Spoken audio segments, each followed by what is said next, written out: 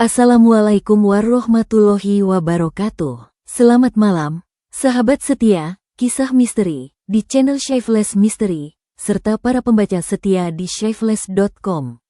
Kembali lagi di tengah malam yang sunyi, bersama saya, narator yang akan membawa Anda ke sebuah lubuk kenangan yang paling kelam. Malam ini, kita tidak akan sekadar mendengar sebuah cerita, kita akan menyelami sebuah tragedi. Tragedi tentang cinta yang tumbuh di tempat yang salah, tentang janji yang ternyata lebih murah dari napas, dan tentang sebuah kematian yang menolak untuk menjadi akhir dari segalanya. Angin malam ini terasa lebih dingin, bukan? Seolah membawa bisikan dari seorang perempuan yang hatinya hancur.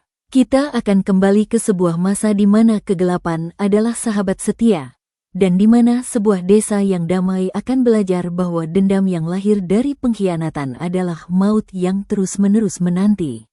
Siapkan hati Anda, karena kita akan menyaksikan bagaimana cinta yang dikhianati bisa melahirkan teror yang abadi, dan bagaimana satu nama, Sukowati, akan diukir dalam sejarah desa dengan tinta darah dan air mata. Sekarang usiaku sudah lewat 60 tahun. Rambutku sudah memutih seluruhnya, keriput menghiasi sudut mata, dan langkahku pun tak lagi sekuat dan secepat dulu.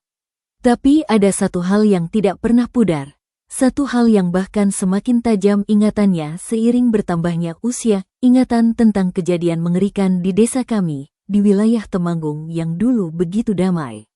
Orang-orang sekarang, di era listrik dan smartphone, mungkin hanya menganggapnya sebagai cerita lama, sekadar urban legend yang dibesar-besarkan untuk menakuti anak-anak. Tapi aku bersumpah di atas segala yang suci, aku ada di sana. Aku melihat sendiri, aku mendengar sendiri, bahkan, aku pernah nyaris disentuh olehnya. Sentuhannya yang dingin, yang membawa aroma tanah basah dan kematian, masih terasa di kulitku jika aku mengingatnya terlalu dalam. Peristiwa ini terjadi sekitar tahun 1970-an, sebuah zaman yang terasa sangat asing bagi generasi sekarang. Saat itu, listrik belum menjadi bagian dari kehidupan sehari-hari di seluruh penjuru desa. Malam hari adalah milik kegelapan yang absolut. Jalanan tanah hanya diterangi oleh cahaya redup dari lampu minyak tanah di setiap rumah, yang tampak seperti bintang-bintang kecil yang tak berdaya melawan lautan kegelapan. Suara jangkrik dan katak lebih nyaring dan dominan daripada suara manusia. Desa kami di Temanggung, yang bernama Desa Girirejo, adalah sebuah pemandangan yang indah di siang hari. Dikelilingi oleh hamparan kebun singkong dan jagung yang menghijau, sawah yang mengkilap saat terkena sinar matahari, dan sebuah sungai kecil yang airnya jernih mengalir pelan di ujung desa. Siang hari terasa hangat, damai, dan penuh dengan kehidupan. Tapi begitu azan maghrib berkumandang dan matahari mulai tenggelam di balik bukit, suasana berubah drastis. Orang-orang buru-buru menutup pintu dan jendela rapat-rapat. Anak-anak yang tadi masih berlarian di halaman segera dipanggil masuk. Larangan untuk keluar rumah setelah maghrib adalah aturan tak tertulis yang sangat kaku. Bahkan anjing-anjing liar yang biasa menggonggong sepanjang malam, seolah tunduk dan memilih untuk bersembunyi. Semuanya berubah sejak kematian seorang gadis bernama Sukowati. Dan sejak saat itu, desa kami tidak pernah benar-benar sama lagi. Kehidupan kami yang dulu sederhana dan tenteram, diambil alih oleh rasa takut yang mengerikan. Aku masih ingat jelas sosok Sukowati. Orang-orang memanggilnya Sukowati, tapi aku dan teman-teman sebayanya sering memanggilnya Wati. Gadis itu bukan sekadar cantik dalam pengertian biasa. Dia seperti sebuah cahaya yang menerangi kebiasaan desa kami yang monoton. Wajahnya bersih dan putih, dengan mata besar yang selalu berbinar penuh kehidupan. Tutur katanya lembut dan sopan, dan senyumnya, senyumnya bisa membuat hari yang paling suram sekalipun terasa cerah. Dia tidak sombong dengan kecantikannya. Dia selalu menyapa siapa saja yang dia lewati, dari yang paling tua hingga anak-anak kecil. Banyak pemuda dari desa kami bahkan dari desa tetangga yang jatuh hati padanya, tapi tak ada yang benar-benar bisa mendekat. Ada sesuatu yang anggun dan sulit dijangkau dari dirinya. Aku waktu itu masih remaja, berusia sekitar 17 tahun, dan sering sekali melihatnya berjalan dengan anggun memakai kebaya sederhana ke kantor kelurahan atau ke pasar. "Farhan, ojo ngelamun wae," tegur temanku, Guntur, sambil menyenggol bahuku saat aku menatap Wati yang sedang lewat dengan takjub. Aku hanya tertawa kecil, malu. "Cantik tenan yo, Gun," kataku pelan, hampir tidak terdengar. Guntur menyenggol bahuku lagi, lebih keras kali ini. "Hati-hati, sing nyedek Wati kuwi dudu wong sembarangan. Kongo karo wong sugih koyo Baskoro. Orang-orang di desa kami tahu, Sukowati punya hubungan khusus dengan Baskoro. Baskoro, sosoknya berbeda jauh 180 derajat dari Wati. Dia adalah anak orang paling berada di desa kami, pemilik beberapa hektar sawah terbaik dan satu-satunya toko kelontong yang lumayan besar. Tapi, kekayaannya tidak membuatnya menjadi pria yang baik. Dia terkenal kasar, urakan, dan suka main perempuan. Banyak yang tidak suka dengannya, tapi tidak ada yang berani melawan karena kekuatan ekonomi ayahnya. Suatu sore, aku sedang mencari rumput di pinggir kebun milik keluarga Baskoro, dan dari balik pohon jambu air, aku tanpa sengaja melihat mereka berdua. Wati terlihat gugup, sementara Baskoro tampak santai. Dan, aku percoyo karo kowe, suara Wati terdengar pelan, penuh harap. Baskoro hanya tertawa ringan, sebuah tawa yang terasa kosong. "Tenang wae, Wati, aku ora bakal ninggal kowe. Aku janji." Aku yang melihat dari jauh merasa aneh. Ada sesuatu dalam cara Baskoro bicara yang tidak tulus, seolah dia sedang bermain sandiwara. Dan benar saja, firasat hatiku sebagai orang luar itu tidak salah. Akhir tahun 1974, kabar itu menyebar cepat bak api di sekam kering. Baskoro menikah dengan seorang perempuan dari kota. Satu desa langsung gempar, bukan karena pernikahannya yang mendadak, tapi karena siapa yang ditinggalkan dan dalam keadaan bagaimana. Aku ingat jelas malam itu, di pos ronda yang hanya diterangi oleh sebuah lampu tempel. Suasana tegang. "Kasihan banget Wati," kata Pak Harjo, seorang tetua yang baik hati, sambil menghisap rokok kreteknya dalam-dalam. Katanya, "Wati lagi hamil 7 bulan, bisik seseorang dari sudut yang gelap. Aku langsung menoleh ke arah suara itu. "Serius, Pak?" Pak Harjo hanya mengangguk pelan, wajahnya masam. "Ngono kuwi sing tak rungokne. Nek bener, Baskoro iku kurang ajar setengah mati." Sejak saat itu, Sukowati menghilang dari peredaran. Tidak ada yang melihatnya lagi berjalan di desa. Rumahnya yang sederhana selalu tertutup rapat. Neneknya, satu-satunya keluarga yang tinggal bersamanya, pun jarang sekali keluar. Jika keluar pun, wajahnya selalu tertunduk penuh kesedihan. Desa itu menjadi bisu tentang Wati, seolah-olah dia tidak pernah ada. Tapi rasa bersalah kolektif menggantung di udara, tebal dan berat. Sampai suatu hari, bau itu muncul. Aku masih ingat jelas hari itu. Siang menjelang sore, angin bertiup pelan dari arah utara, membawa aroma bunga mahkota yang sedang mekar. Tapi di tengarannya, ada bau busuk yang sangat tajam dan menusuk hidung, bau yang tidak biasa. "Farhan, kowe mambu ora?" tanya Guntur yang kebetulan lewat di depan rumahku. Aku mengangguk, mencoba mengidentifikasi sumbernya. "Iki, mambu ora beres, Gun. Koyo ana sing mati." Beberapa warga mulai berkumpul di depan rumah Sukowati, dipimpin oleh Bu Lestari, ketua PKK desa. Pintu depan tidak terkunci, hanya diselip. Bau busuk itu semakin kuat saat pintu dibuka. Dan saat itu, aku, yang ikut masuk karena rasa penasaran yang campur aduk dengan ketakutan, mengikuti dari belakang. Langkah kami pelan, seolah takut mengganggu sesuatu. Suasana di dalam rumah itu sunyi, terlalu sunyi. Hanya ada lalat yang berdengung nyaring. Kami menemukan neneknya di kamar belakang, terbaring lemas di atas kasur, wajahnya pucat dan matanya sembab. "Bo, Wati neng endi?" tanya Bu Lestari dengan suara lembut. Nenek itu hanya menangis, bahunya bergetar hebat, sambil menunjuk ke arah kamar sebelah dengan tangannya yang gemetar.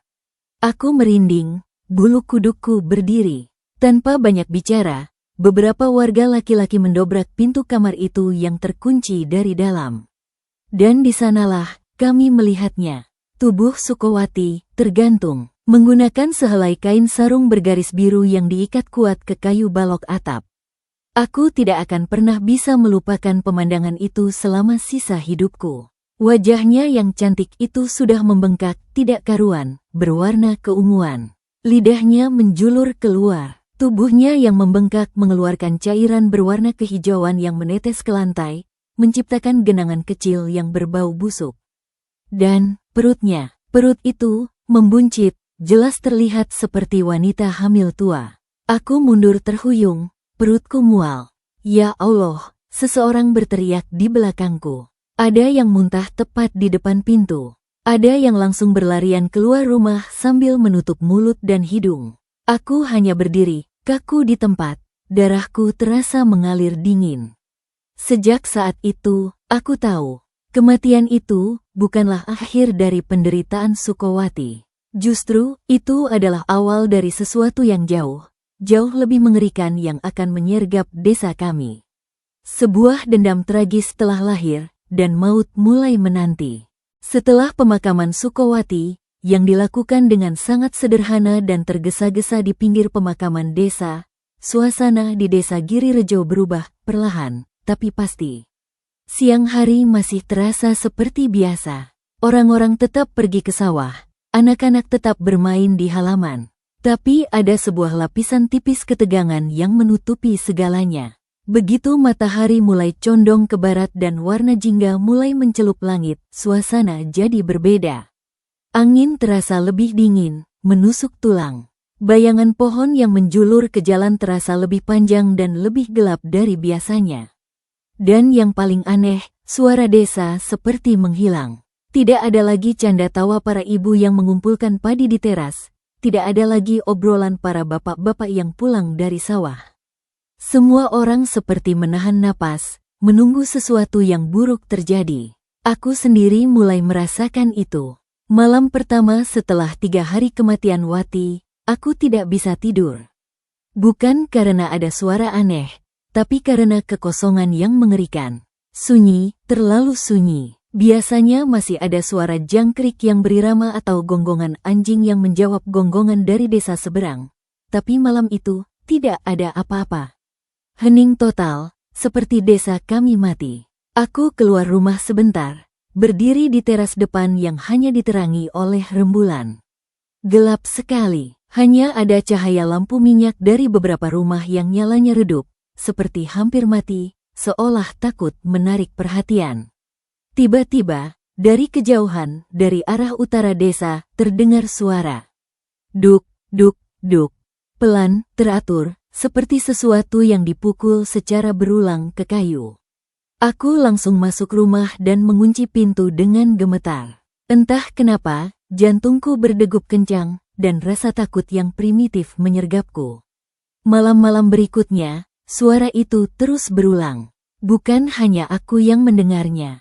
Di pos ronda, para lelaki dewasa membicarakannya dengan suara berbisik, wajah mereka pucat diterangi oleh apinya rokok yang berkedip-kedip. "Iku suara apa, Pak?" tanyaku suatu malam pada Pak Harjo, yang sedang duduk termenung. Ia menatapku lama, matanya sayu, lalu menarik napas dalam-dalam. "Farhan, kowe iseh enom. Apa-apa sing kurang bagus, ojo takon-takon. Munggo solat lan nyuwun pangapunten marang Yang Maha Kuasa." Tapi matanya berkata lain. Matanya penuh ketakutan yang ia coba sembunyikan. Suara duk duk duk itu selalu datang dari arah yang sama, dari kebun kelengan di belakang rumah Sukowati yang kini kosong dan ditumbuhi rumput liar. Kebun itu dulunya ditanami singkong dan pisang yang subur, milik keluarga Wati, tapi sejak kematiannya, tak seorang pun berani mendekat. Tanamannya layu dan kering, seolah ikut berduka dan mati bersama pemiliknya. Angin yang berhembus dari sana selalu membawa hawa dingin yang aneh, menusuk sampai ke tulang sumsum, jauh lebih dingin dari angin malam biasa. Pada malam ketujuh setelah kematiannya, malam yang oleh orang Jawa dianggap sangat keramat, malam pitung dina, suara itu berubah. Bukan lagi duk duk duk yang teratur, tapi seperti tarikan napas yang berat dan tersengal-sengal, diselingi erangan panjang yang membuat bulu kuduk berdiri. Aku dan Guntur, yang rumah kami bersebelahan, memutuskan untuk mengintip dari balik jendela kamar kami yang menghadap ke arah kebun. Kami berjanji tidak akan keluar, hanya melihat, meskipun rasa ingin tahu dan ketakutan bercampur aduk di dalam dada. Bulan purnama bersinar terang, menerangi jalanan tanah yang kosong dan basah oleh embun. Kebun kelengan tampak seperti sebuah pulau kegelapan di tengah lautan cahaya bulan yang pucat. Pepohonannya yang layu bergoyang pelan, tapi anehnya, tidak ada angin sama sekali yang bertiup di sekitar rumah kami. Lalu, kami melihatnya, sesuatu yang putih, sangat putih, bergerak melompat-lompat di antara pepohonan yang kering itu. Gerakannya kaku, tidak wajar, seperti boneka kayu yang ditarik oleh tali yang tidak kasat mata. Apa itu? Desis Guntur, suaranya gemetar dan serak. Aku tidak bisa menjawab, mulutku kering, tenggorokanku terasa tercekat. Benda putih itu melompat sekali, dua kali, lalu berhenti tiba-tiba di bawah pohon pisang yang paling besar. Seolah-olah ia menoleh ke arah kami. Meski jaraknya cukup jauh dan hanya diterangi cahaya bulan, aku bisa merasakan tatapannya. Sebuah tatapan kosong, penuh dendam, yang menembus kegelapan dan kaca jendela, langsung menusuk jantungku seperti es. Keesokan harinya, desa kembali gempar, kali ini dengan bukti yang lebih nyata. Seekor kambing milik Pak Wijaya, yang dikandangkan tidak jauh dari kebun kelengan, ditemukan mati. Bukan mati biasa, lehernya terpuntir 180 derajat, matanya melotot penuh teror seolah melihat sesuatu yang mengerikan sesaat sebelum kematiannya, dan di tanah yang becek di sekitarnya, ada jejak. Jejak kaki yang aneh, seperti orang yang berjalan dengan kaki terikat di pergelangan. Jejaknya dangkal, seolah tubuh yang membuatnya sangat ringan, atau tidak menyentuh tanah sepenuhnya, melayang. Pak Wijaya, yang dikenal sebagai jawara desa, pendekar yang pandai berkelahi, mendatangi rumah Sukowati dengan wajah merah padam menahan amarah. Ia membawa golok yang tajam mengkilat. Ojo ngono, Wijaya, teriak istrinya, mencoba menahannya di pintu. Aku arep ndelok, wong mati kok isin ngerepoti wong urip. Aku arep ngerusak pocong iku, hardiknya. Ia mendobrak pagar rumah yang sudah rapuh dan berjalan langsung ke kebun belakang dengan langkah mantap. Kami, sekumpulan remaja penasaran dan ketakutan, mengintip dari balik pohon randu di seberang jalan. Kami melihat Pak Wijaya berjalan dengan gagah berani, goloknya dipegang erat. Ia masuk ke area kebun yang paling gelap, ditutupi oleh rimbunnya daun pisang yang layu. Suasana hening sesaat, lalu, tiba-tiba, terdengar teriakan. Bukan teriakan marah atau tantangan, tapi teriakan ketakutan murni, tercekik, yang tiba-tiba terputus. Golok Pak Wijaya terlempar tinggi ke udara, mendarat di tanah dengan suara tumpul. Beberapa warga yang lebih berani mendekat, dan mereka menemukan Pak Wijaya terbaring pingsan di tengah kebun, tepat di bawah pohon pisang yang paling besar. Wajahnya pucat seperti kain kafan, tubuhnya dingin. Di batang pohon itu, terlihat jelas goresan-goresan cakar yang dalam, dan secarik kain putih tipis, sangat mirip dengan kain kafan, terjebak dan sobek di kulit pohon yang kasar. Pak Wijaya tidak pernah bisa bercerita dengan jelas apa yang dilihatnya. Setelah siuman, ia hanya bisa menggigil tak terkendali, matanya kosong menatap langit-langit, dan terus-terusan membisikkan satu kata, Wati. Wati, Sukowati. Ia tidak pernah menjadi jawara lagi. Ia berubah menjadi lelaki tua yang penakut, yang selalu menutup jendela rumahnya sebelum matahari terbenam dan tidak berani keluar setelah maghrib. Insiden itu menjadi titik balik. Desa resmi dilanda ketakutan kolektif. Orang-orang mulai membicarakan dengan terbuka tentang pocong, tentang arwah Sukowati yang tidak bisa tenang karena mati dalam keadaan hamil tua dan penuh dendam.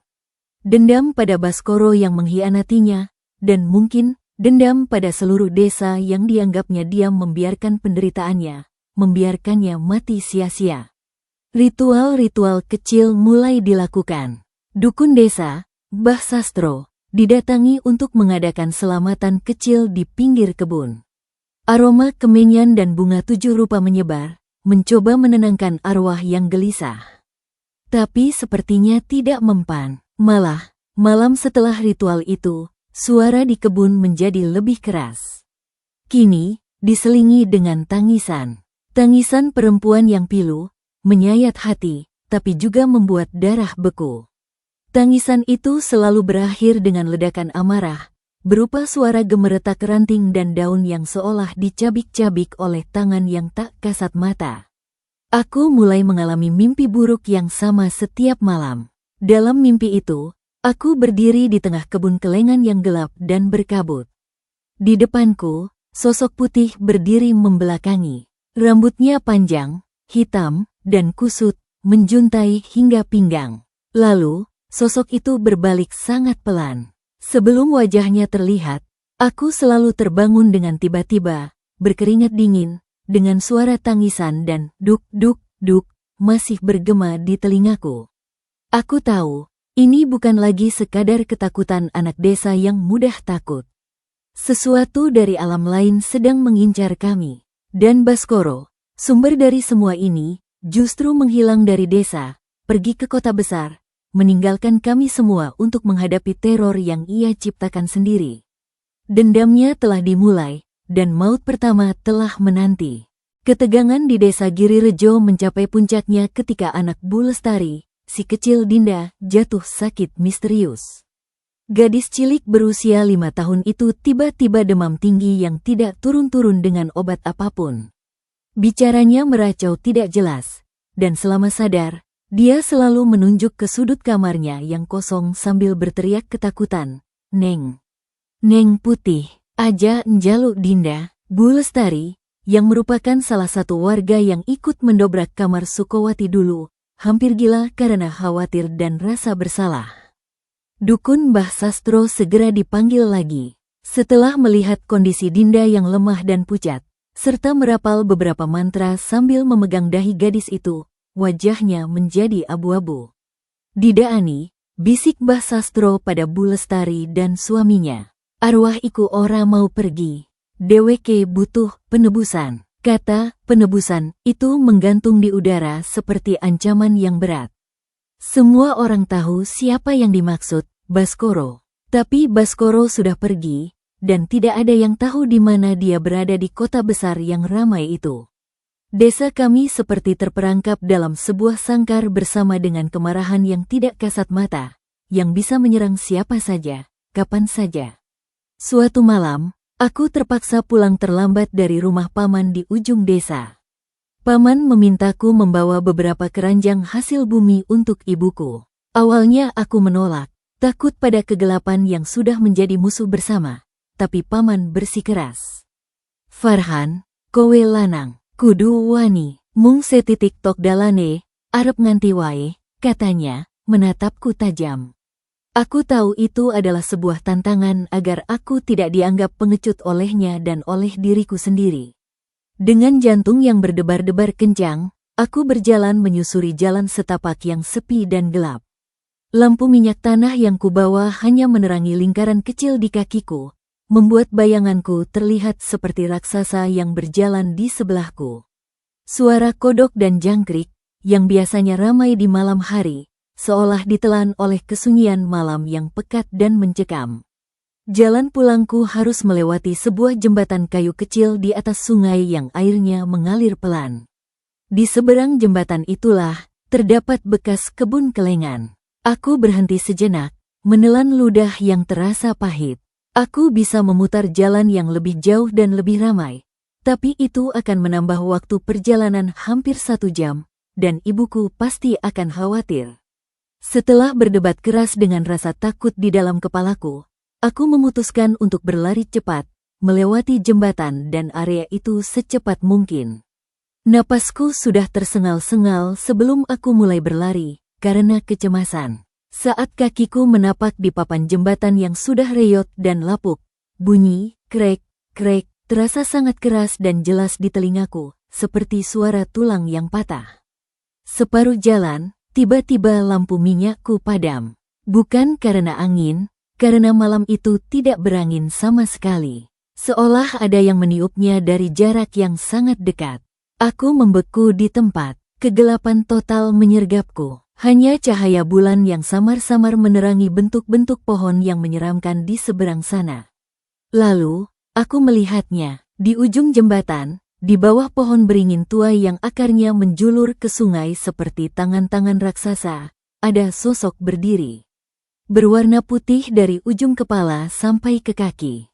Tubuhnya seperti dibungkus rapat dengan kain. Kepalanya tertunduk, menutupi wajah. Aku tidak bisa bergerak. Semua cerita, semua ketakutan yang kudengar dan kurasakan selama berminggu-minggu, menjadi nyata di depan mataku. Inilah pocong Sukowati. Duk, suara itu tidak datang dari kejauhan, dari kebun. Itu datang dari tepat di depanku. Dari sosok itu, seolah-olah ia menepuk-nepuk tubuhnya yang terbungkus kain kafan. Duk, duk, aku ingin berteriak, tapi suaraku hilang. Ingin lari. Tapi kakiku seperti tertanam kuat di papan jembatan yang basah oleh embun. Sosok itu mulai bergerak, bukan berjalan, tapi melompat. Satu lompatan kecil, mendekat sedikit. Gerakannya kaku, tapi cepat dan tidak wajar. Aku bisa melihat detailnya sekarang, kain kafan yang kusut, kotor, dan sedikit robek di bagian samping. Ikatannya di ujung kaki dan di atas kepala terlihat jelas. Dan bau tanah basah, bau anyaman bambu, dan sesuatu yang manis sekaligus busuk, bau yang sama dengan yang ada di kamar Sukowati saat ditemukan. Ia melompat lagi, sekarang jaraknya hanya tersisa 3 meter. Dalam cahaya bulan yang terang, aku melihat tetesan cairan hitam pekat menetes dari ujung kain di bagian kakinya. Jatuh ke papan jembatan dengan suara plok yang pelan namun mengerikan. Ia mengangkat kepalanya perlahan. Wajahnya tertutup oleh rambut panjang yang kusut masai. Tapi dari balik rambut itu, sepasang mata hitam pekat menatapku. Tidak ada putih mata, hanya 2 titik hitam seperti lubang yang menyerap semua cahaya, semua harapan, semua keberanian yang ada di dalam diriku. Baskoro, suara keluar dari sosok itu. Suaranya parau, serak, seperti gesekan batu. Baskoro, di mana? Aku menggigil hebat, gigiku bergemeletuk. Air mata mengalir tanpa kusadari, membasahi pipiku yang dingin. Aku menggeleng, tidak sanggup berkata-kata. Bukan, aku bukan Baskoro. Akhirnya terucap dari bibirku, hampir seperti bisikan yang hampir tidak terdengar. Sosok itu terdiam sejenak, lalu, tangannya yang juga terbungkus kain, terangkat pelan. Ia menunjuk ke arahku. Jari telunjuknya yang juga dibalut kain itu terasa seperti ditusuk jarum es dari kejauhan. Kamu, lihat, kamu, ada di sana, bisiknya. Suaranya penuh penderitaan yang tak terperi. Dia, lari, kalian, semua, biarkan. Ia melompat sekali lagi, sekarang sangat dekat. Aku bisa merasakan hawa dingin yang mematikan yang memancar dari tubuhnya. Aroma kematian yang kuat menusuk hidungku. Tangannya yang terbungkus hampir menyentuh bajuku. Aku bisa merasakan dinginnya menembus lapisan kain. Aku mau bayiku, erangnya, dan dalam erangan itu ada tangisan yang memilukan, tangisan seorang ibu yang kehilangan segalanya. Pada saat itulah, naluri bertahan hidupku yang terpendam muncul.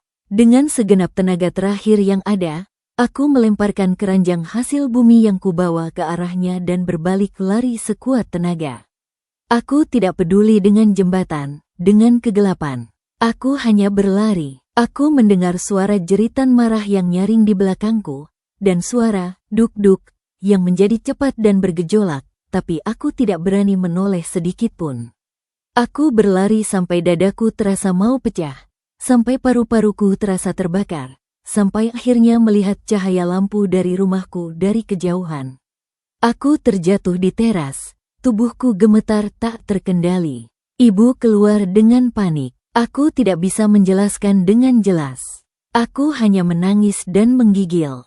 Malam itu, demam tinggi yang dahsyat menyerangku. Dalam mimpiku yang delirium, sosok putih itu selalu berdiri di ujung tempat tidurku, menunjuk dan berbisik terus-menerus, "Kamu lihat. Kamu ada di sana." Aku tahu, pertemuanku dengannya bukanlah kebetulan. Aku telah dilihat, dan mungkin telah ditandai oleh dendamnya. Demamku turun setelah 3 hari, setelah dimandikan dengan air bunga oleh Mbah Sastro dan didoakan secara khusus. Tapi ketakutanku tidak. Aku menjadi sangat takut pada kegelapan, pada suara apapun di malam hari, bahkan pada bayangan pohon yang menyerupai sosok manusia. Ibu menyalakan lampu minyak di kamarku sepanjang malam, dan kadang duduk di dekatku sampai aku tertidur. Namun, penglihatanku terhadap Pocong Sukowati telah mengubah segalanya. Aku bukan lagi sekadar pendengar cerita horor di pos ronda. Aku telah menjadi saksi mata, bahkan hampir menjadi korban dari sentuhannya yang nyaris terjadi. Kabar tentang pertemuanku yang mengerikan di jembatan menyebar cepat ke seluruh desa, dibumbui dengan berbagai detail mengerikan oleh mereka yang mendengarnya dari mulut ke mulut. Aku menjadi semacam pusat perhatian yang tidak kuinginkan. Orang-orang memandangku dengan campuran rasa kasihan, takut, dan penasaran. "Piye rasane, Far? Keto tenan rupane, pethil pisan?" tanya mereka dengan suara berbisik saat aku lewat.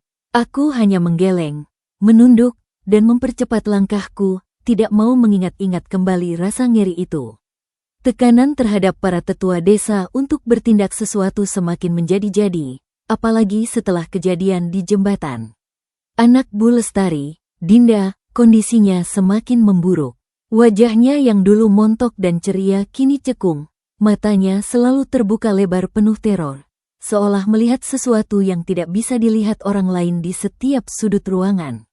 Dukun Mbah Sastro akhirnya mengadakan pertemuan darurat di balai desa. Hampir semua kepala keluarga laki-laki hadir, wajah mereka suram dan cemas diterangi oleh lampu tempel yang goyang. "Kita tidak bisa terus begini," kata Mbah Sastro, suaranya berat dan penuh kelelahan. "Arwah Sukowati tidak akan tenang sebelum dendamnya terbalas. Atau, sebelum janin yang ada di kandungannya saat ia mati diberi ketenangan yang semestinya." Suasana hening sejenak. Hanya terdengar desis lampu dan napas berat para warga. Semua orang tahu apa maksudnya. Itu berarti membongkar kuburan Sukowati, yang terletak di pinggir pemakaman desa, sebuah lokasi yang sengaja dipilih agak terpisah karena cara kematiannya yang dianggap aib dan tidak wajar. Itu adalah langkah yang sangat berisiko, tabu, dan bisa memicu kemarahan arwah yang jauh lebih besar. "Lah, piye carane, Bah?" tanya Pak Hadi, sang lurah, yang terlihat sangat tua dan lemah dalam beberapa minggu terakhir. "Kita perlu mencari Baskoro," jawab Mbah Sastro tegas. "Hanya dia yang bisa menebus kesalahannya secara langsung di depan arwah Sukowati. Atau, kita harus memisahkan arwah anak yang dikandungnya dari arwah ibunya. Memberinya pemakaman yang layak, agar tidak ikut gentayangan dan menderita bersama ibunya."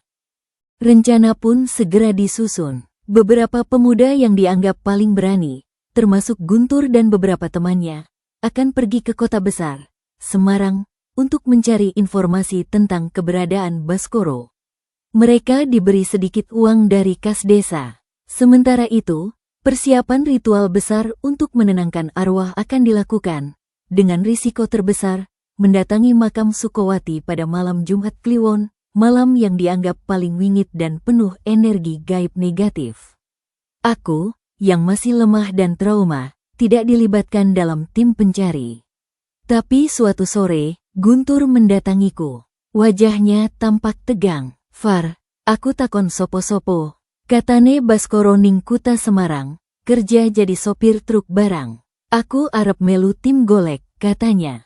Matanya berbinar dengan semangat. Tapi aku bisa melihat ketakutan yang ia coba sembunyikan di baliknya. Nek, aku ora balik, Far," ucapnya pelan, matanya menatap jauh. "Ojo ngomong ngono, Gun, potongku dengan suara keras yang berusaha keras terdengar berani. Tapi hatiku berat. Mencari Baskoro berarti berhadapan langsung dengan sumber dari semua kemarahan arwah itu. Siapa tahu apa yang akan terjadi pada mereka di kota, atau apa yang akan menanti mereka saat kembali. Tim pencari berangkat keesokan harinya dengan menggunakan bis antar kota yang tua dan berisik. Sejak mereka pergi, desa terasa semakin kosong dan mencekam. Persiapan ritual pun berjalan dengan suasana muram dan penuh kekhawatiran. Banyak bahan sesaji yang harus dikumpulkan, bunga telon, kenanga, mawar, melati, kembang setaman, ayam cemani yang bulunya hitam pekat, dan berbagai sesaji lainnya. Wanita-wanita desa sibuk membuat ketan dan kolak. Tapi semua dilakukan tanpa semangat, seperti mempersiapkan ritual untuk menghadapi hukuman mati, bukan untuk memohon keselamatan. Malam sebelum Jumat Kliwon, aku mengalami mimpi yang paling jelas dan paling nyata. Dalam mimpiku, aku berdiri di tengah pemakaman yang gelap dan berkabut. Di depanku, berdiri nisan Sukowati yang masih sederhana, hanya sebuah batu kali polos tanpa nama. Di atas nisan itu, terlihat dua sosok. Satu sosok putih tinggi yang membungkuk, yaitu Pocong Sukowati. Di sampingnya, ada bayangan kecil, samar-samar, seperti gumpalan kabut gelap yang terus menangis dengan suara pelan dan memilukan. Sosok putih itu memeluk bayangan kecil itu erat, lalu perlahan menoleh padaku. Kali ini, rambutnya tidak menutupi wajah. Aku melihat wajah Sukowati, tapi bukan wajah cantik dan cerah yang kuingat. Wajahnya pucat membiru, matanya hitam pekat tanpa bola mata, dan dari sudut bibirnya yang pucat mengalir darah hitam yang kental.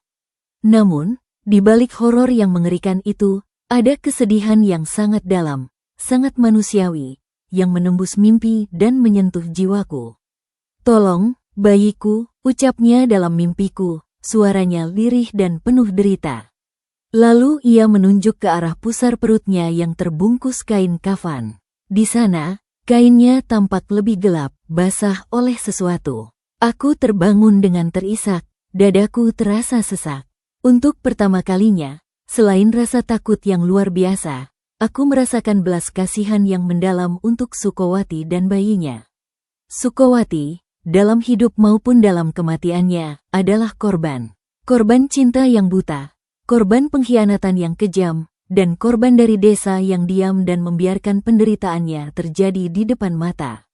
Dendamnya memang mengerikan, tapi penderitaannya nyata dan tak terbantahkan. Keesokan paginya, dengan keberanian yang datang entah dari mana, mungkin dari mimpi itu, aku mendatangi Mbah Sastro yang sedang menyiapkan sesaji di rumahnya. "Bah," kataku, suaraku lirih namun tegas. Aku mimpi." Mbah Sastro menatapku tajam, matanya seolah menembus jiwaku. "Mimpi piye, Far?" Aku menceritakan mimpi itu, tentang bayi bayangan, tentang permintaan tolong, tentang wajah Sukowati yang pilu. Wajah tua dukun itu berkerut dalam. Ia menarik napas panjang dan berat. "Farhan, kowe wis kena tanggap. Arwah iku wis nempel ning awakmu. Mimpimu iku dudu mimpi biasa. Iku pesen langsung." "Pesen apa, Bah?" "Pesen nek dheweke butuh bantuan. Nek bayi kui kudu dipisah." Tapi, ia menghela napas lagi, lebih dalam. "Nek salah lakon, nek ritual gagal, awakmu dewe sing bakal dadi gantiane." Aku merinding dingin mendengarnya. Tapi tekadku sudah bulat, rasa takut masih ada. Tapi rasa belas kasihan dan rasa memiliki tanggung jawab karena aku dilihat olehnya lebih kuat. "Aku arep melu, Bah. Besuk sore, aku arep melu ning pemakaman." Mbah Sastro memandangku lama, seolah menimbang-nimbang kesiapan jiwaku. Lalu ia mengangguk pelan. "Ojo sembrono, kuatno atimu. Lan, siap-siap ndelok sing ora pengin dideleng. Sedia ngelakoni kabeh." Hari itu terasa sangat panjang dan melelahkan. Matahari seolah enggan untuk terbenam. Saat senja akhirnya tiba, menyapu langit dengan warna jingga dan ungu yang indah, namun terasa menyeramkan. Desa kami bersiap untuk menghadapi malam paling menakutkan dalam sejarahnya. Aku, dengan jantung yang berdebar kencang namun langkah yang tiba-tiba terasa mantap, bersiap mengikuti Mbah Sastro dan beberapa tetua lain menuju pemakaman. Pencarian Baskoro di kota belum ada kabar. Malam ini, kami harus berhadapan langsung dengan teror itu, sendirian, tanpa jaminan apapun. Maut mungkin sudah menanti di sana. Pemakaman desa kami terletak di sebuah bukit kecil di sebelah barat desa, yang memberikan pemandangan indah ke arah sawah-sawah. Di siang hari, tempat itu terasa damai dan tenang, dikelilingi oleh pohon-pohon asam yang rindang dan pohon beringin yang besar. Tapi pada malam Jumat Kliwon, dengan angin yang berhembus dingin dan mendesir melalui daun-daun kering yang berguguran, tempat itu berubah total menjadi gerbang menuju alam lain yang gelap dan penuh misteri. Kami berjalan dalam barisan sunyi yang kaku, Mbah Sastro di depan membawa kendi tanah liat berisi air bunga, diikuti oleh 3 tetua adat yang membawa tampah berisi sesaji, dan aku di belakang, membawa obor yang nyalanya terkadang menari-nari liar seolah ikut merasakan ketakutan. Makam Sukowati mudah dikenali. Tanahnya masih terlihat lebih gembur dan baru dibandingkan dengan makam-makam lain di sekitarnya, dan nisannya hanya sebuah batu kali polos tanpa nama, seolah-olah identitasnya sengaja dihapus. Sebuah pohon sengon muda tumbuh menjulang tepat di dekatnya. Daunnya bergemerisik dengan suara aneh yang serak dan kering, seolah berbisik. Mbah Sastro memberi isyarat dengan tangannya agar kami berhenti beberapa langkah dari makam. Ia mulai membentangkan kain mori putih di tanah, lalu menata sesaji dengan cermat dan penuh penghormatan, tumpeng kecil dari nasi kuning, buah-buahan aneka rupa, bunga-bunga, dan seekor ayam cemani yang sudah disembelih dengan cara yang benar. Aroma kemenyan segera mengepul dari sebuah arang kecil, menciptakan lingkaran asap putih yang tebal di udara yang dingin. Kita arep ngomong karo kowe, Sukowati, gumam Mbah Sastro, suaranya rendah namun jelas dan berwibawa, menembus kesunyian malam. Kita ngerti kowe sakit ati, ngerti kowe nesu, tapi wong desa kene ora salah. Ayo, kita temoni cara kanggo ngerampungi masalah iki kanthi tentrem.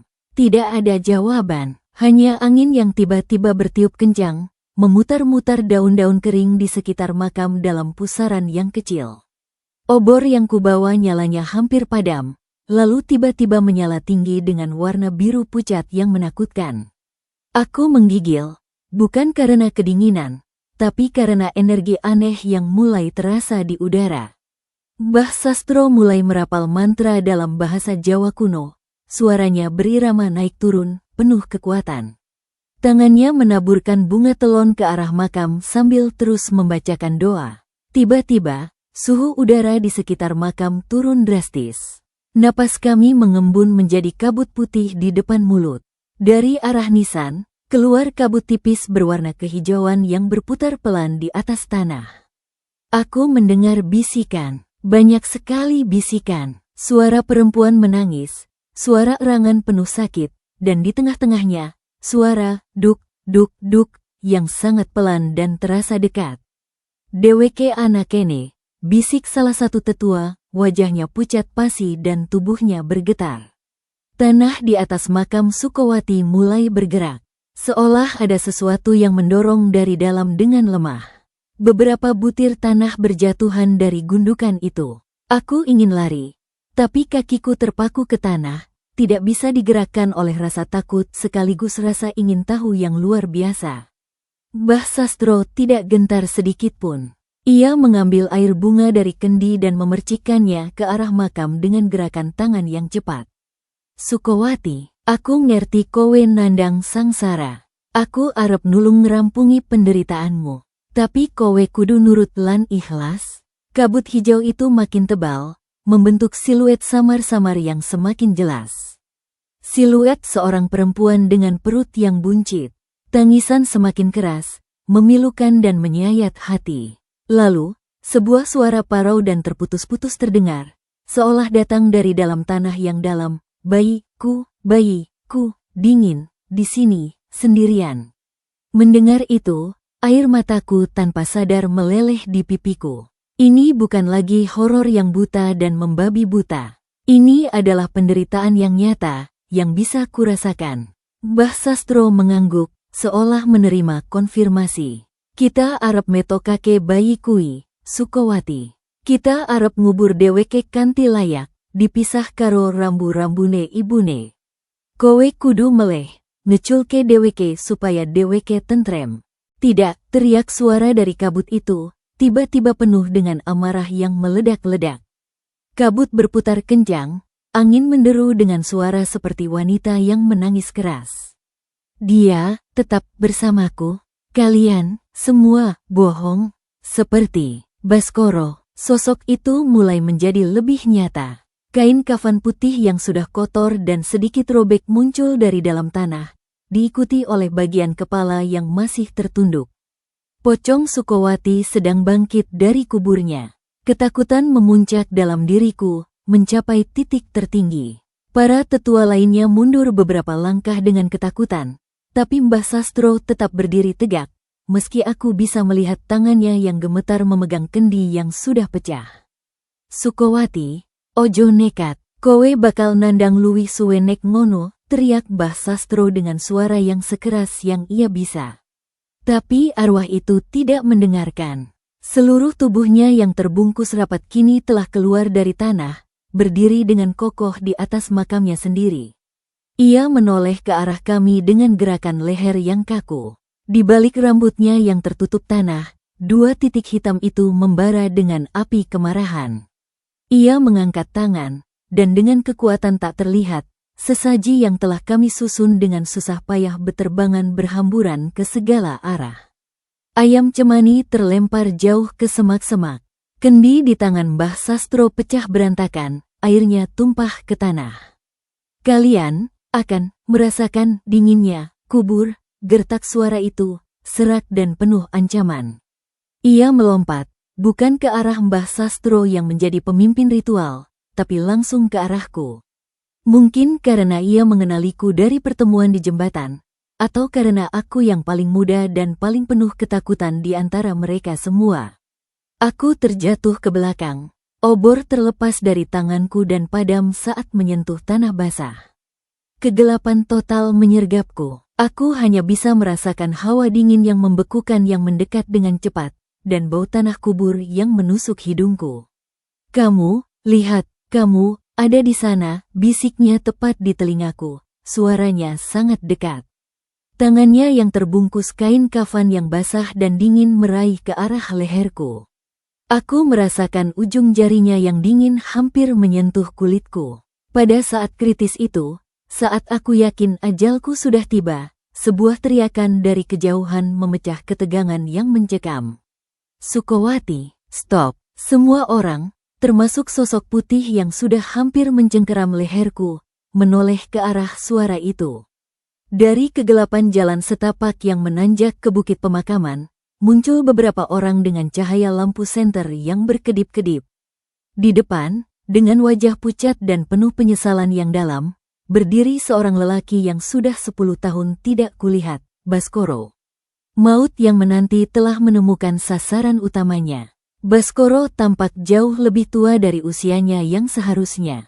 Pakaiannya yang dulu selalu necis dan rapi kini lusuh dan kusut. Matanya cekung ke dalam, lingkaran hitam mengelilinginya, dan garis-garis ketakutan dan penyesalan terukir dalam di wajahnya yang kusam. Di belakangnya, terlihat Guntur dan tim pencari lainnya, wajah mereka lega sekaligus tegang.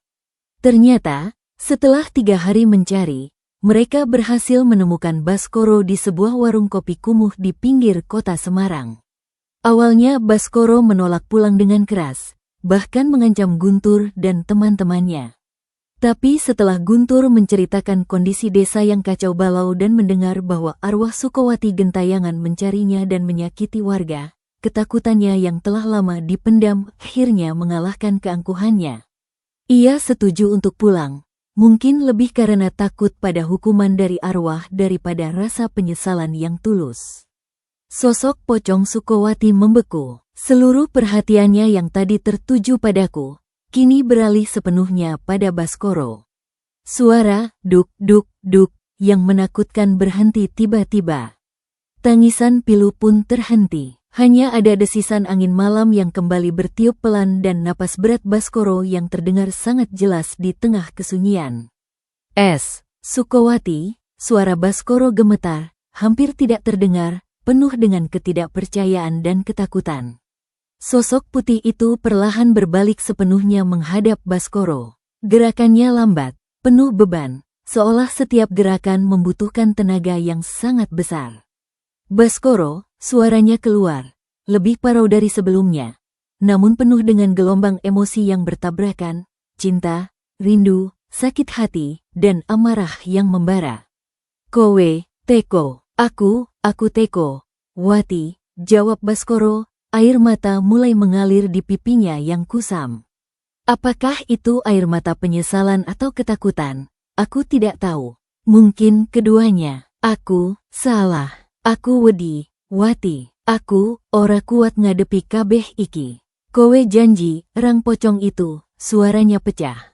Kowe janji ora bakal ninggal aku. Kowe janji bakal ngopeni aku, lan bayi kita. Saat menyebut bayi kita, suaranya pecah menjadi isakan yang menyayat hati dan sangat menyedihkan. Baskoro jatuh berlutut di tanah yang basah dan dingin, tubuhnya menggigil tak terkendali.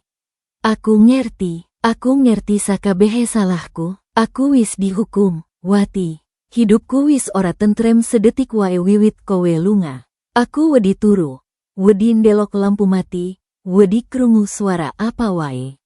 Aku wis kaya wong edan, Wati. Aku mati-mati urip. Mbah Sastro, yang sempat terdiam kaget melihat kedatangan Baskoro, melihat kesempatan ini sebagai satu-satunya jalan keluar. Dengan suara tenang namun berwibawa, ia berkata, Sukowati, wong sing salah wis ngakoni. Saiki, kowe kudu ngerti.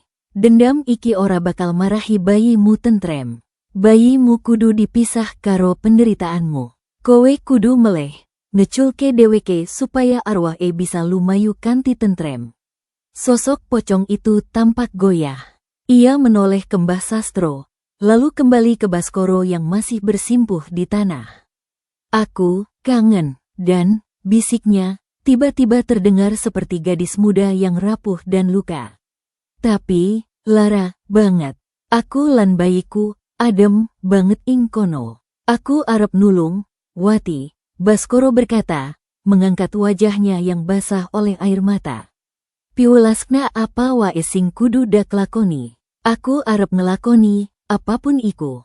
Mbah Sastro segera memberi instruksi. Ini adalah momen yang sangat genting.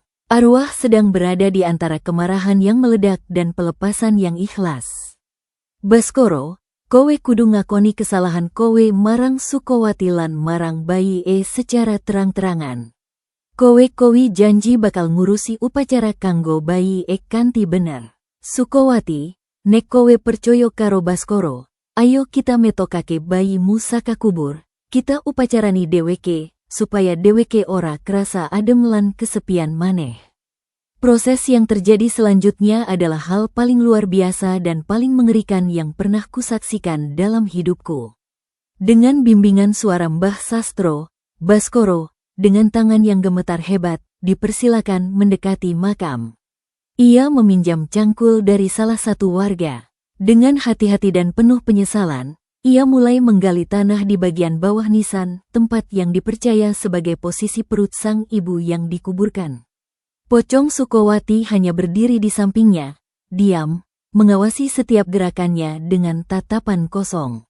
Suasana horor yang mengerikan bercampur dengan kesedihan yang sangat intim dan menyakitkan menyelimuti kami semua. Setelah menggali sedalam kurang lebih setengah meter, tangan Baskoro menyentuh sesuatu yang bukan tanah. Ia menariknya pelan-pelan dengan sangat hati-hati. Yang keluar adalah sebuah bungkusan kecil dari kain mori yang sudah lapuk, hitam, dan lembek oleh tanah dan waktu. Bungkusan itu berukuran tidak lebih besar dari buah kelapa. Baskoro mengangkatnya dengan sangat hati-hati, seolah mengangkat barang yang paling berharga di dunia. Air matanya bercucuran deras ke tanah. Saat bungkusan itu keluar dari lubang, Pocong Sukowati mengeluarkan erangan panjang yang penuh dengan rasa sakit yang mendalam dan kelegaan sekaligus. Bayi, bisiknya. Mbah Sastro segera mengambil bungkusan itu dari tangan Baskoro, membungkusnya kembali dengan selembar kain mori baru yang putih bersih, dan meletakkannya dengan penuh hormat di atas sehelai kain putih yang bersih di tanah. Ia mulai merapal mantra khusus untuk arwah bayi yang belum lahir, sebuah mantra untuk melepaskan ikatan dan memberinya jalan menuju ketenangan. Saat Mbah Sastro membacakan mantra, sesuatu yang aneh terjadi. Kami semua mendengar suara tangisan kecil, samar-samar, seolah terdengar dari dalam bungkusan itu, lalu perlahan-lahan menghilang bersama dengan mantra terakhir yang diucapkan Mbah Sastro. Sosok Pocong Sukowati mulai berubah. Cahaya putih redup yang mengelilinginya perlahan meredup. Bentuknya menjadi kurang padat, lebih seperti asap yang mulai menguap. Wajahnya, yang sesekali terlihat dari balik rambut kusutnya, tampak lebih tenang. Tatapan marahnya sudah hilang, digantikan oleh kesedihan yang pasrah. Ia menatap Baskoro untuk terakhir kalinya, sangat lama. Aku, ora bisa ngapura kowe, dan, bisiknya, suaranya sudah tidak lagi serak, namun sangat lemah. Tapi, bayiku, wis tentrem. Iku, wis cukup kanggo aku. Lalu ia menoleh ke arahku dan orang-orang desa lainnya yang masih terpaku. Aku, minta maaf, marang kabeh. Setelah mengucapkan itu, sosoknya semakin menipis, perlahan-lahan berbaur dengan kabut malam yang dingin. Angin yang tadinya dingin dan kencang, berhenti sepenuhnya. Suasana menjadi hening, sunyi yang berbeda dengan sunyi mencekam sebelumnya. Ini adalah sunyi yang damai, sunyi yang penuh dengan kelegaan. Baskoro tetap bersujud di atas kubur yang sudah kembali gembur, tubuhnya terguncang oleh isak tangis yang dalam dan penyesalan yang terlambat.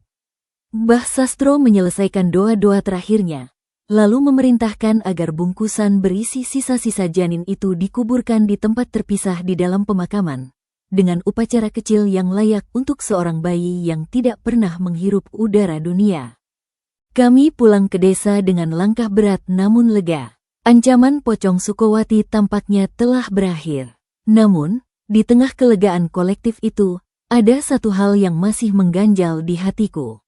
Saat sosok itu menghilang, aku yakin sekali aku melihatnya menoleh sekali lagi ke arahku.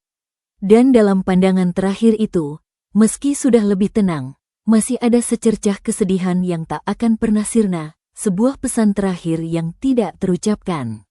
Sebuah pertanyaan besar muncul di benakku. Apakah dendam sedalam itu benar-benar bisa lenyap hanya dengan sebuah ritual?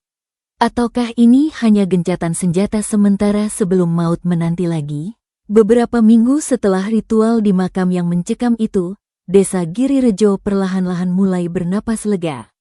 Suara duk-duk-duk yang menakutkan tidak terdengar lagi. Angin malam kembali bertiup normal, membawa aroma tanah basah dan tanaman, bukan lagi bau kubur yang menyengat. Anak Bu Lestari, Dinda, perlahan-lahan sembuh dari sakit misteriusnya. Demamnya turun, dan ia mulai bisa tertawa kecil lagi, meski kadang masih terbangun di malam hari dengan teriakan ketakutan dan butuh waktu lama untuk bisa tenang kembali. Kehidupan di desa seolah kembali ke jalurnya. Sawah-sawah dikerjakan dengan gairah, pasar desa kembali ramai, dan canda tawa anak-anak kembali terdengar di sore hari saat mereka bermain bola atau kelereng. Baskoro tidak langsung pergi dari desa setelah ritual. Ia tinggal di rumah orang tuanya yang sudah lama ditinggalkannya, sebuah rumah besar yang kini terasa sepi dan angker. Orang-orang desa memandangnya dengan sinis dan kebencian yang dingin, tapi tidak ada yang berani mengusiknya secara terbuka. Rasa takut telah berganti menjadi kebencian yang mendalam.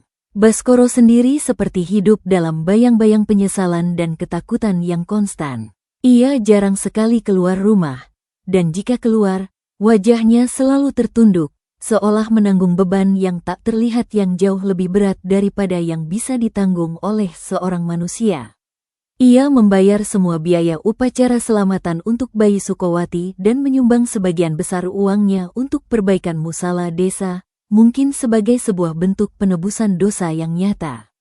Tapi semua orang tahu, uang tidak bisa membeli ketenangan, baik bagi yang hidup maupun yang sudah mati. Aku sendiri berusaha melupakan semua yang telah terjadi. Aku fokus membantu orang tuaku di ladang dan menghindari pembicaraan tentang Sukowati atau Pocong.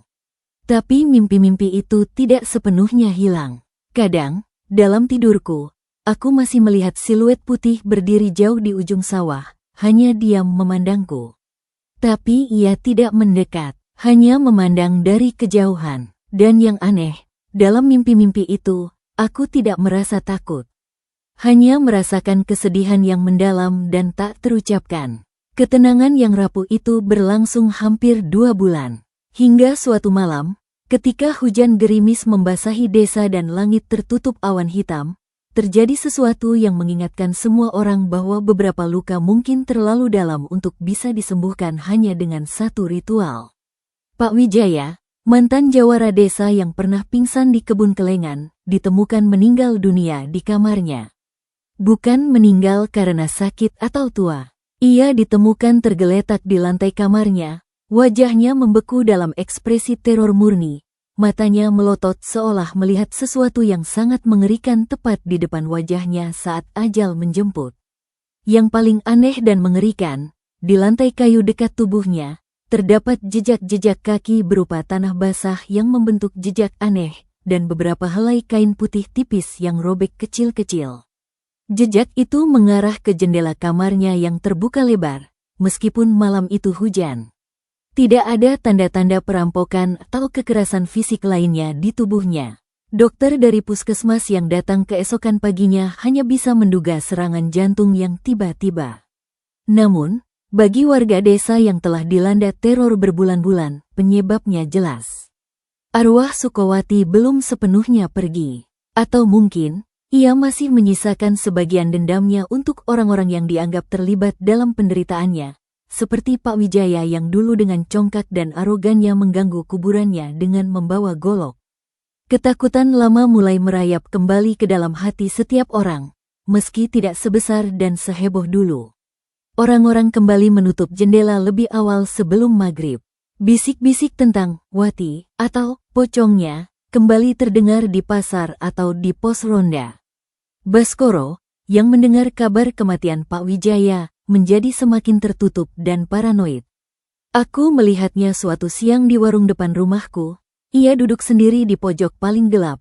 Matanya terus melirik ke sekeliling dengan curiga, dan tangannya gemetar setiap kali ada suara keras atau gerakan tiba-tiba. Mbah Sastro, ketika dikunjungi oleh beberapa tetua desa yang cemas, hanya menggeleng pelan dengan wajah yang sangat serius. Arwah kaya kuwi, nek dendame wis terlalu jero lan wis ngerasuk ke wong liyan, kadang ora bisa rampung saka siji ritual wae. Koyo geni ning sekam, katon ewis mati, nanging nyatane isih ana bara sing nyala-nyala ing enjero. Lah, piye mestain, bah? Apa kita kudu ngadahi ritual maneh? Tanya Pak Hadi, sang lurah. Kita kudu ngerti, apa sebenarnya sing isih dikeki? Opo mung Pak Wijaya sing dianggap salah, utawa isih ana liyane sing dianggap salah dening arwah iku? Kecurigaan mulai mengarah ke Baskoro. Apakah kemunculan kembali teror ini berkaitan dengan kehadirannya di desa? Apakah selama Baskoro masih berada di desa, arwah Sukowati tidak akan pernah benar-benar tenang karena selalu diingatkan pada pengkhianatan yang menyakitkan? Bisik-bisik mulai terdengar bahwa mungkin Baskoro harus pergi dari desa, atau bahkan menghadapi konsekuensi yang lebih langsung atas perbuatannya yang telah merusak ketenangan desa. Tekanan sosial terhadap Baskoro semakin menjadi-jadi. Ia diasingkan secara halus oleh warga, diolok-olok secara tidak langsung oleh beberapa pemuda yang emosional, dan selalu menjadi bahan gunjingan di mana-mana. Suatu malam, sekelompok pemuda yang dipimpin oleh keponakan Pak Wijaya mendatangi rumah Baskoro. Mereka tidak berniat melakukan kekerasan fisik, katanya, hanya ingin mengusir sial dari desa. Mereka berteriak-teriak di depan rumah, melempari atap dengan batu kecil, dan menyuruh Baskoro pergi sebelum membawa malapetaka lebih banyak lagi ke desa yang sudah cukup menderita. Aku dan Guntur, yang mendengar keributan dari kejauhan, datang mencoba meredakan situasi. Ojo ngono, Lik, Baskoro wis ngelakoni upacara. Sukowati wis mari, teriak Guntur mencoba menenangkan. Mari, lah Pak Wijaya kok mati kantong ngenas koyo kui, balas salah seorang pemuda dengan kasar, matanya merah karena marah dan duka. Baskoro akhirnya keluar dari rumahnya. Wajahnya tampak hancur, penuh dengan keputusasaan. Ia memandangi kerumunan yang marah itu dengan mata kosong.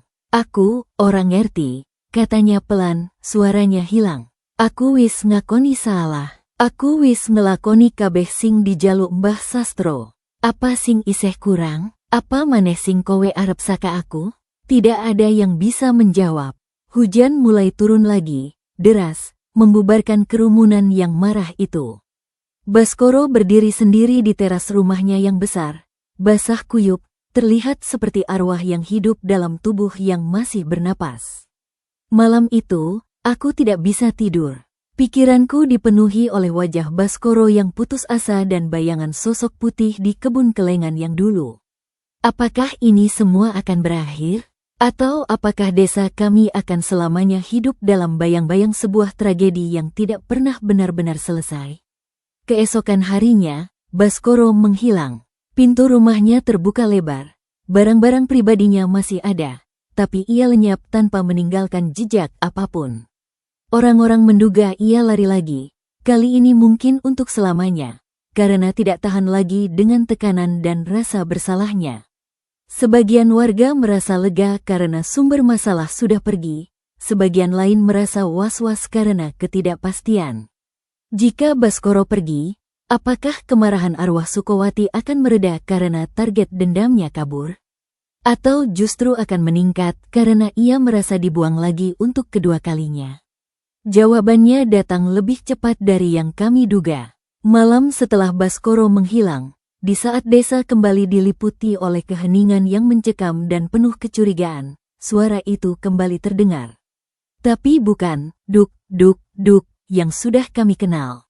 Kali ini, suaranya adalah jeritan. Jeritan panjang seorang laki-laki, penuh penderitaan dan ketakutan yang tak terbatas, yang seolah bergema dari dalam bumi, dari arah bekas kebun kelengan. Jeritan itu terdengar oleh banyak orang, termasuk aku yang sedang berjaga di pos ronda. Jeritan yang sangat familiar, yang tidak akan pernah aku lupakan, jeritan Baskoro. Maut yang menanti telah menjemputnya. Jeritan Baskoro di malam hari itu memicu kepanikan baru yang seketika menyelimuti desa Girirejo. Keesokan paginya, sekelompok warga yang dipimpin oleh Pak Hadi, Sang Lurah, dan Mbah Sastro, melakukan pencarian besar-besaran. Tidak ada tanda-tanda keberadaan Baskoro di rumahnya atau di sekitar area pemukiman desa. Pencarian lantas diperluas ke area persawahan yang luas, kebun-kebun yang rimbun, dan tempat-tempat sepi yang mungkin dijadikan tempat persembunyian atau tempat untuk mengakhiri hidupnya. Aku dan Guntur ikut serta dalam pencarian itu. Hati kami dipenuhi oleh kecemasan buruk bahwa kita akan menemukan sesuatu yang mengerikan. Pencarian berlangsung seharian tanpa hasil apa-apa. Hingga sore hari, ketika kami hampir menyerah karena matahari mulai terbenam, seorang anak penggembala kambing datang dengan tergesa-gesa ke balai desa. Wajahnya pucat dan matanya melotot karena ketakutan. Pak Lurah, aku kerungu suara aneh. Ning sumur tua sebelehe kebun kelengan, katanya gemetar, hampir tidak bisa berbicara dengan jelas. Sumur tua itu sudah tidak dipakai selama bertahun-tahun karena airnya dianggap keruh, tidak sehat, dan konon katanya angker. Letaknya tersembunyi di balik semak belukar yang lebat di pinggir bekas kebun kelengan, tak jauh dari tempat Pak Wijaya dulu pingsan secara misterius. Kami semua bergegas ke sana dengan perasaan waspada. Semak-semak di sekitar sumur tampak seperti baru diinjak-injak dan ada beberapa tanda perjuangan di tanah. Dan dari dalam sumur yang gelap dan dalam, terdengar suara rintihan yang sangat lemah, seperti orang yang sangat kehabisan tenaga. Baskoro, teriak Pak Hadi ke dalam sumur dengan sekuat tenaga. Long, jawaban yang sangat lemah, nyaris tak terdengar, datang dari kedalaman kegelapan. Beberapa pemuda yang kuat segera mengambil tali tambang dari rumah terdekat dan menurunkannya ke dalam sumur. Sumur itu ternyata sangat dalam, sekitar 10 meter atau lebih. Setelah beberapa saat yang menegangkan, teriakan dari bawah, "Ketemu. Masih hidup, tapi ada sesuatu di sini. Ayo, angkat cepat." Mereka berhasil mengangkat Baskoro dengan susah payah. Keadaannya sangat menyedihkan. Pakaiannya compang camping, penuh lumpur dan goresan-goresan tajam. Wajahnya pucat seperti mayat, matanya terbuka lebar, terus melotot kosong ke langit seolah masih melihat sesuatu yang mengerikan. Di sekujur tubuhnya, terdapat bekas-bekas cengkeraman yang aneh, seperti bekas tangan yang mencengkeram sangat kuat, meninggalkan memar biru kehitaman yang membentuk jari-jari tangan di lengan dan dadanya. Namun, yang paling mengerikan dan menjadi misteri adalah apa yang ia bawa dalam genggamannya yang terkepal erat, seikat rambut panjang, hitam, dan lurus, yang masih terikat dengan pita merah usang, pita yang sering sekali dipakai Sukowati dulu untuk menata rambutnya. Baskoro segera dilarikan ke puskesmas terdekat dengan menggunakan kereta dorong. Tapi pikirannya sudah tidak lagi di dunia ini. Ia terus-menerus bergumam tidak jelas, terkadang berteriak ketakutan, "Jangan. Aku minta maaf, jangan tarik aku lagi, aku nggak mau ke sana." Dokter di puskesmas hanya bisa mengangkat bahu setelah memeriksanya, menyebutnya sebagai syok berat dan trauma psikis yang sangat parah yang mungkin tidak akan bisa disembuhkan. Mbah Sastro, dengan wajah sangat serius dan penuh tanda tanya, memeriksa sumur tua itu lebih teliti. Dengan obor yang dinyalakan, ia menyinari dinding sumur yang licin dan berlumut. Dan di sana, sekitar 3 meter dari permukaan, terlihat sesuatu yang membuat darah kami semua membeku. Ada sebuah ceruk kecil di dinding sumur yang dibuat secara sengaja, seperti sebuah lubang persembunyian. Dan di dalam ceruk itu, terlihat secarik kain putih, kain kafan, yang sebagian sudah lapuk dimakan usia. Selain itu, ada beberapa barang kecil yang tersimpan di sana. Sebuah cincin perak sederhana dengan mata batu kecil, cincin yang pernah kulihat dipakai Sukowati, dan beberapa helai kertas surat yang sudah hancur dimakan oleh usia dan kelembaban. Tapi tulisannya masih bisa sedikit terbaca. "Sumur iki dadi panggonan pertemune," gumam Mbah Sastro dengan suara serak.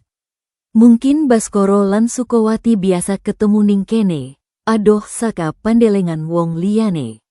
Papan sing dianggep aman, ning kene lah, bayi kuwi dikanduti. Ning kene lah," dheweke ngomong babagan masa depan. Penemuan itu seperti potongan terakhir dari sebuah puzzle yang sangat mengerikan. Sumur tua itu bukan hanya tempat Baskoro bersembunyi atau tempat ia secara kebetulan jatuh. Itu adalah tempat ia dijemput oleh arwah Sukowati. Apakah ia datang ke sini karena ditarik oleh sesuatu dari dalam sumur? Ataukah ia, karena rasa bersalah dan paranoid yang luar biasa, mencoba mencari sesuatu di sini, mungkin kenangan terakhir, dan kemudian bertemu dengan sesuatu yang tidak ia inginkan di tempat yang paling sakral bagi mereka berdua. Malam itu, Mbah Sastro mengadakan pertemuan darurat lagi di balai desa. "Kita salah," katanya dengan suara berat dan penuh penyesalan. "Kita kiro arwah Sukowati wis tenang amarga bayi ewis dipisah. Tapi ternyata, dendam emarang Baskoro iseh kebanget.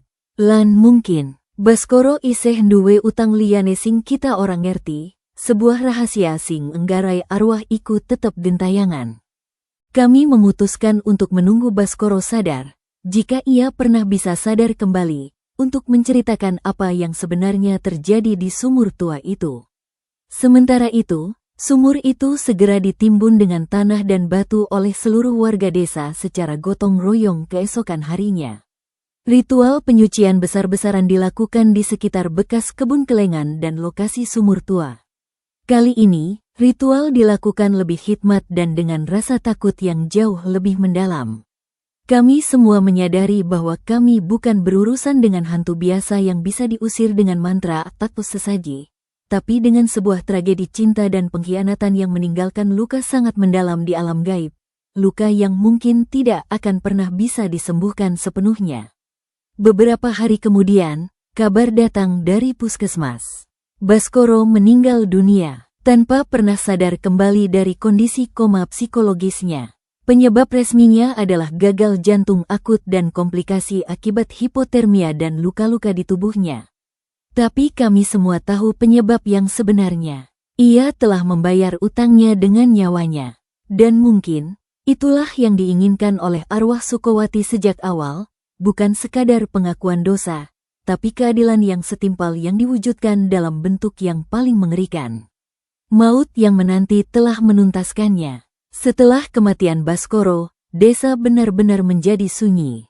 Tidak ada lagi jeritan di malam hari, tidak ada lagi suara duk-duk yang menakutkan. Bahkan mimpi-mimpiku tentang siluet putih yang berdiri di kejauhan pun berhenti total. Ketenangan akhirnya datang, tapi kali ini, ketenangan itu terasa sangat berat, seperti suasana yang ada setelah sebuah badai besar menghancurkan segalanya. Bukan sebuah kedamaian yang membahagiakan, tapi sebuah kelelahan yang mendalam. Kelelahan kolektif setelah bertahun-tahun hidup dalam ketakutan yang terus-menerus. Kami menguburkan Baskoro di pemakaman yang sama, di sebidang tanah yang jauh dari makam Sukowati. Tidak ada yang menangis untuknya di pemakaman itu. Hanya ada keheningan yang pekat.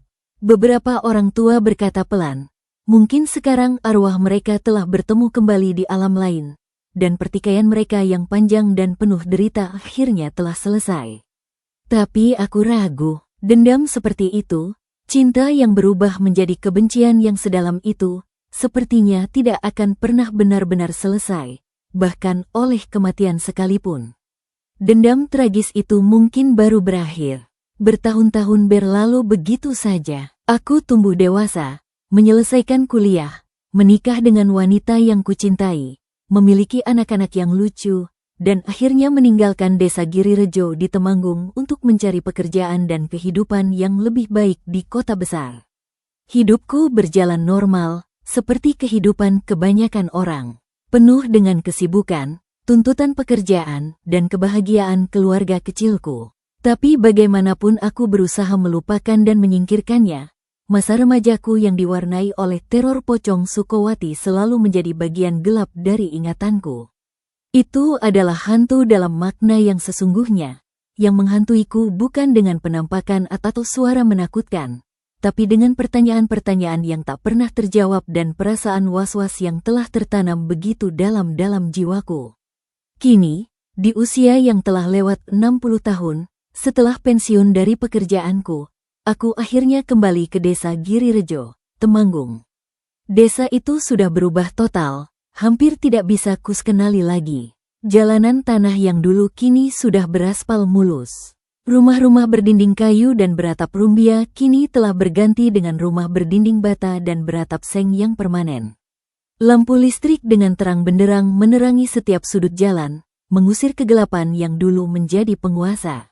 Anak-anak dengan riangnya bermain sepeda dan smartphone, tidak tahu sama sekali bahwa di tanah tempat mereka bermain bola yang riang, pernah terjadi sebuah tragedi yang mengerikan dan menyayat hati. Bekas kebun kelengan itu sudah tidak ada lagi, kini telah berubah menjadi perumahan sederhana yang padat penduduk. Sumur tua itu bahkan sudah tidak bisa kuingat lagi lokasi pastinya, tertutup oleh sebuah warung makan yang ramai. Aku duduk di beranda rumah adikku yang lebih muda, menikmati senja yang tenang dan damai sambil minum kopi pahit. Keponakanku yang masih SMA, bernama Rizky, mendekatiku duduk dengan penuh rasa ingin tahu yang khas anak muda. "Pak D, kata orang-orang tua dulu di sini ada hantu pocong yang sangat terkenal dan menakutkan." "Ya." "Yang Sukowati itu?" tanyanya. Matanya berbinar penuh dengan rasa penasaran anak muda yang menganggap cerita horor sebagai sebuah hiburan yang seru. Aku menatapnya lama, mengingat kembali semua kenangan itu. Haruskah kuceritakan kepadanya? Haruskah kubebani pikiran muda yang masih polos itu dengan kengerian yang nyata, bukan sekadar efek spesial di film televisi? "Iya, ada," jawabku akhirnya, singkat dan datar. "Serem banget ya, Pak D, apa beneran-beneran ada, sih? Atau cuma cerita orang-orang tua saja untuk menakut-nakuti anak-anak dulu?" Aku menarik napas dalam-dalam, mencoba merangkai kata-kata yang tepat. Rizky, kadang-kadang, hal yang paling menakutkan itu bukan hantunya yang muncul dengan wajah mengerikan atau dengan suara yang seram. Tapi cerita di balik kenapa hantu itu bisa ada. Itu yang jauh lebih menakutkan. Aku pun mulai bercerita, tidak dengan detail-detail mengerikan yang akan memberinya mimpi buruk selama berminggu-minggu, tapi dengan penekanan pada tragedi kemanusiaan yang ada di dalamnya, tentang Sukowati yang cantik, baik, dan polos, tentang Baskoro yang pengecut dan tidak bertanggung jawab, tentang pengkhianatan yang memilukan, tentang bayi yang tak pernah melihat dunia, dan tentang desa yang diam dan membiarkan penderitaan itu terjadi di depan mata mereka. Aku bercerita tentang rasa takut yang menyatukan kami, tentang upaya kami yang sia-sia untuk menebus kesalahan yang bukan sepenuhnya milik kami, dan tentang harga yang sangat mahal yang harus dibayar oleh semua orang yang terlibat, baik secara langsung maupun tidak. Aku menekankan bagaimana cinta yang dikhianati adalah awal dari maut yang terus-menerus menanti. Rizky mendengarkan dengan sangat serius. Wajah penasaranannya yang tadi ceria perlahan berubah menjadi sebuah renungan yang dalam. Jadi, sebenarnya yang horor itu bukan pocongnya, tapi orangnya ya, Pak D. Orang yang bisa ninggalin janji, yang bisa bohong, dan yang bisa bikin orang lain sampai mati pun masih dendam. Aku terkejut dengan kematangannya dalam menyimpulkan. Iya, persis seperti itu, Rizky. Kamu pintar, kasihan sekali ya. Mbak Sukowatinya, gumam Rizky pelan. Dia cuma pengen dicintai dan diperlakukan baik sama orang yang dia sayang. Itu saja. Malam itu, setelah Rizky sudah tidur, aku berjalan pelan sendirian ke bekas area kebun kelengan, yang kini telah berubah menjadi sebuah taman kecil yang tertata rapi dengan beberapa bangku. Bulan purnama bersinar terang, sama seperti malam-malam puluhan tahun lalu saat kejadian-kejadian mengerikan itu terjadi. Suasana sangat sunyi, tapi sunyi yang damai dan penuh ketenangan. Aku berdiri di sana, di tengah taman, mengenang semua yang telah terjadi. Wajah Sukowati, Baskoro, Pak Wijaya, Mbah Sastro, dan Guntur, yang kini sudah meninggal dunia karena sakit, berkelebat dengan jelas dalam ingatanku. Lalu, aku merasakannya, bukan sebuah penampakan, bukan sebuah suara, tapi sebuah perasaan. Perasaan sedih yang sangat dalam, melankolis, yang seolah mengapung tipis di udara sejuk malam itu. Dan dalam perasaan itu, ada sebuah kelegaan. Seperti sesuatu yang telah lama terpendam akhirnya diakui, diceritakan, dan dimaknai bukan sekadar sebagai sebuah cerita hantu yang seram, tapi sebagai sebuah pelajaran berharga tentang kehidupan. Mungkin itulah yang sebenarnya diinginkan oleh Sukowati sejak awal. Bukan hanya balas dendam yang kejam, tapi agar kisahnya tidak dilupakan oleh waktu. Agar penderitaannya yang tak terperikan itu berarti sesuatu. Agar generasi berikutnya, seperti Rizky, bisa belajar tentang konsekuensi dari sebuah pengkhianatan, tentang pentingnya menjaga janji, dan tentang betapa berharganya sebuah kehidupan, bahkan kehidupan yang berakhir dengan cara yang paling tragis sekalipun. Aku tidak melihat sosok putih itu lagi malam itu. Tidak mendengar suara, duk-duk, yang menakutkan. Tapi aku yakin, di suatu tempat di antara dimensi kami, Sukowati akhirnya benar-benar tenang. Bukan karena dendamnya telah terbalas dengan kematian Baskoro, tapi karena air matanya akhirnya ada yang mengerti.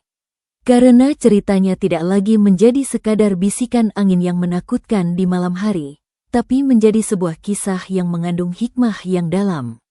Aku pulang ke rumah adikku dengan langkah yang terasa sangat ringan dan tenang. Mungkin, warisan terakhir dari teror pocong Sukowati bukanlah rasa takut yang abadi, tapi sebuah kebijaksanaan. Kebijaksanaan untuk lebih berhati-hati dengan perasaan orang lain, untuk lebih bertanggung jawab atas setiap janji yang diucapkan, dan untuk memahami bahwa kematian bukanlah akhir dari segalanya. Terkadang, justru kematianlah yang membuat sebuah cerita dan pelajaran di dalamnya menjadi abadi dan terus diceritakan dari generasi ke generasi. Dan untukku pribadi, warisan itu adalah sebuah keyakinan yang kokoh, bahwa di balik setiap legenda urban yang menyeramkan, selalu ada jantung yang pernah berdetak, hati yang pernah terluka, dan sebuah cerita manusia yang jauh lebih kompleks dan seringkali jauh lebih menyedihkan daripada sekadar hantu yang gentayangan. Aku telah melihatnya, mendengarnya, dan nyaris disentuh olehnya. Dan kini, di usia senjaku, aku akhirnya bisa memandangnya bukan lagi dengan ketakutan, tapi dengan rasa hormat yang tulus pada sebuah kehidupan yang pernah ada, dan sebuah penderitaan yang akhirnya berhasil kami dengar bersama. Terima kasih telah menyaksikan Kisah Misteri di channel Shaifless Mystery dan bagi pembaca setia di shaifless.com. Jangan lupa berikan dukungan Anda dengan cara menekan tombol like, menulis komentar, dan melakukan share untuk cerita ini, agar lebih banyak orang yang ikut menyimak dan mengambil hikmahnya. Sampai jumpa di kisah misteri berikutnya. Wassalamualaikum warahmatullahi wabarakatuh.